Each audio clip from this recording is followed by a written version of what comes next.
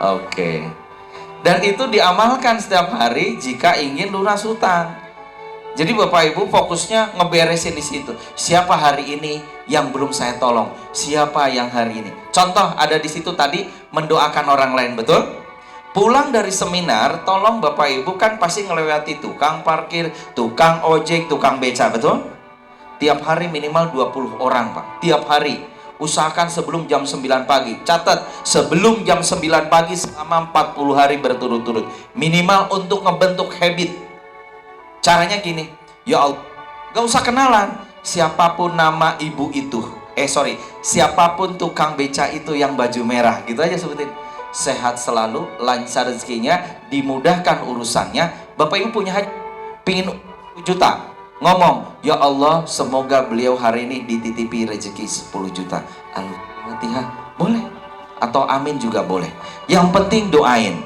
Doa itu akan balik pada diri kita. Paham? M yang selanjutnya, mendoakan orang lain, membahagiakan orang lain. Contoh, melayani konsultasi hutang dan masalah hidup. Atau minimal di status WA jangan ngeluh. Hidup adalah perjuangan. Hidup yang sekali, jadilah yang berarti. Never give up. Pokoknya kata-kata motivasi yang lihat status jadi semangat. Nah, itu termasuk membahagiakan orang lain. Termasuk kalau Bapak Ibu ada orang konsultasi lagi sedih, kasih semangat. Nah, itu semangat itu termasuk sedekah terbesar setelah sedekah uang. Gitu Bapak Ibu. Lanjut. Nah, termasuk Bapak Ibu membahagiakan orang lain, memudahkan urusan orang lain, termasuk di dalamnya Bapak Ibu ada amalan. Ngapain? Harus rajin mentraktir orang lain. Ibu-ibu pingin ditraktir apa mentraktir? Yang benar. Gaya mentraktir. Bapak Ibu gini, serius, kalau bisa ingat tadi sekali lagi, mulai dengan start, membuat habit, ada alat bantu, doa dan sedekah. 5 kata kunci kalau Bapak Ibu yang sukses. Tadi alat habitnya, alat bantunya ini. Terus kalau Bapak Ibu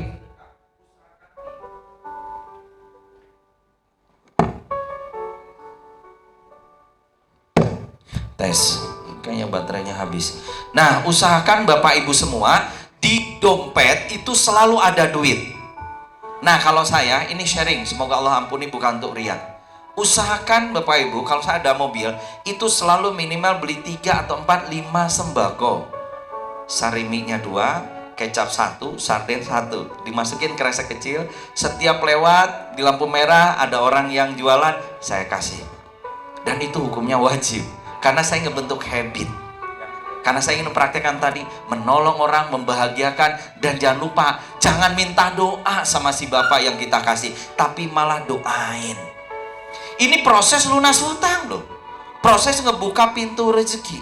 Ingat sekali lagi Bapak Ibu, polanya gini. Perhatikan. Ini kalau mindsetnya beres, hutang cepat lunas. Termasuk masalah. Perhatikan. Ini tisu, saya pegang, plek kayak gini. Siapa yang kuat, saya kasih duit 1 juta. 24 jam pegang gini, nggak ngapa-ngapain. Ada yang kuat? Pegel ya. Pertanyaannya, kenapa Anda tidak kuat? Perhatikan ilmunya. Apakah tisunya yang berat atau lamanya memegang tisu? Memegang sama dengan masalah hutang. Kenapa hutangmu nggak lunas? Karena seberapa lama Anda merasa mampu melunasi hutang. Paham?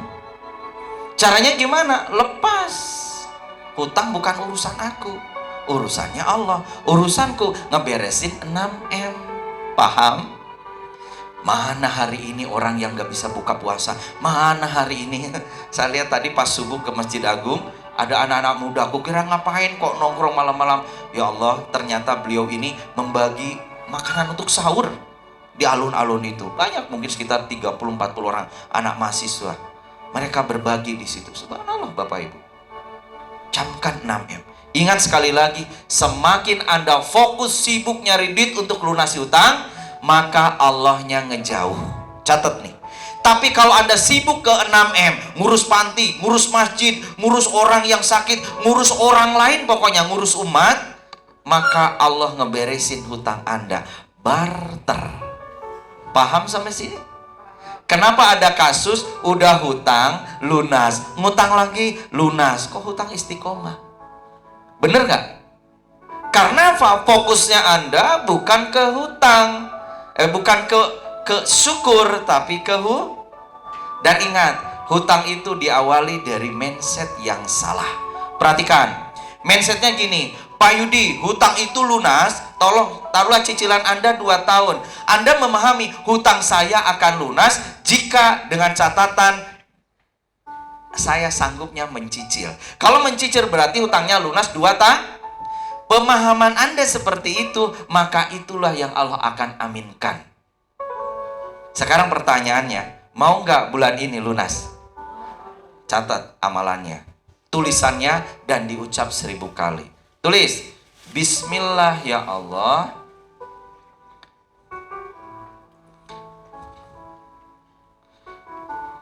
panitia ada yang minta 1 kertas deh ke pegawai hotel, coba. Ini ada beberapa bapak, kasihan nggak bisa nulis.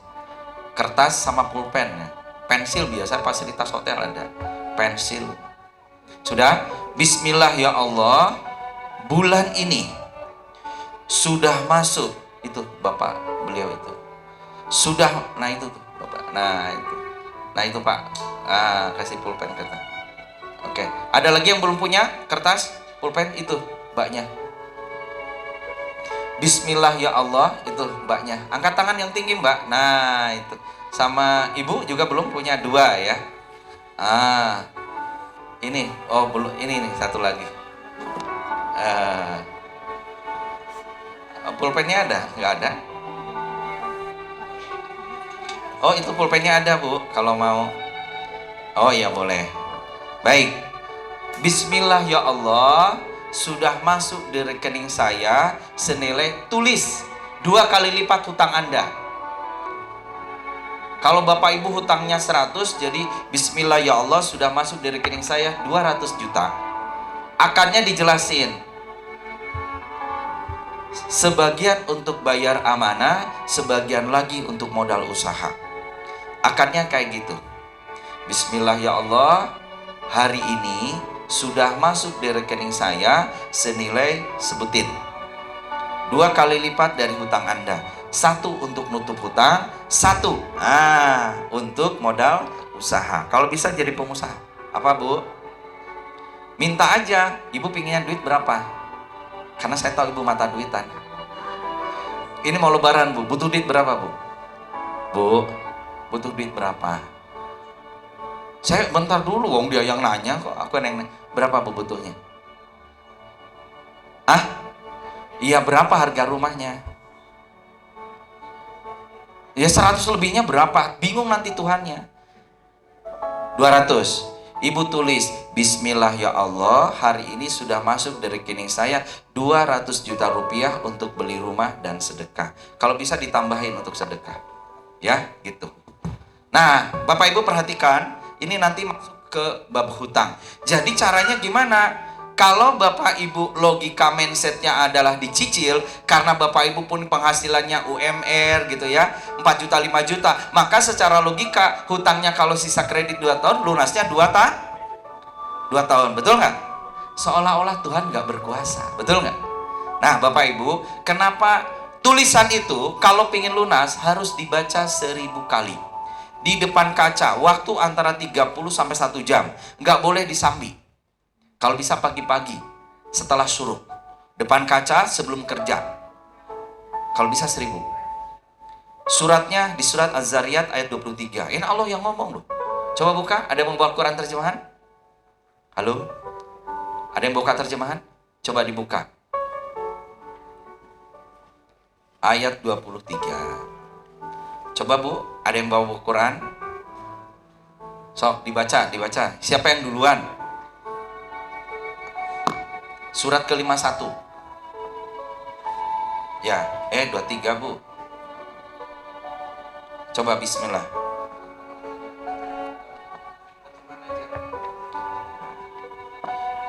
Maka demi Tuhan langit dan bumi. Ya, itu reaksi alam roh ibu.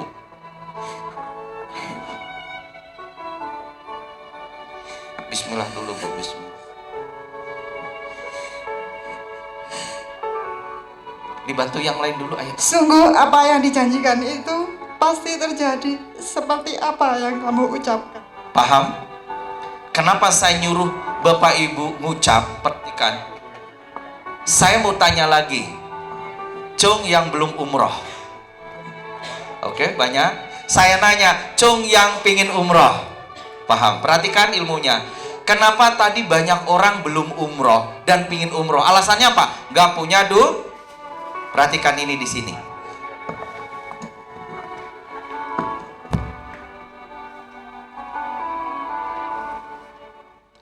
Bapak Ibu, alam kita ini ada dua. Alam sadar, alam bawah sadar. Alam bawah sadar kita pingin kaya, pingin umroh. Ini cuma 10%, kepingin. Pingin lunas utang. Tapi yang 90% ada di alam bawah sadar. Apa? Mohon maaf ya, mau umroh, gak ada duitnya Pak Yudi. Apa? Alasan. Terus lagi ada masalah Pak Yudi. Sama dengan hutang, pingin lunas hutang, pingin. Tapi saya masih nganggur Pak Yudi. Saya mau jadi pengusaha gak ada modal Pak Yudi. Paham Bapak Ibu? Dan ternyata 90% Allah mengabulkan yang ada di alam bawah sadar. Mau nggak supaya Bapak Ibu alam bawah sadarnya wis lunas hutang, jadi orang kaya, sukses, ahli surga? Mau?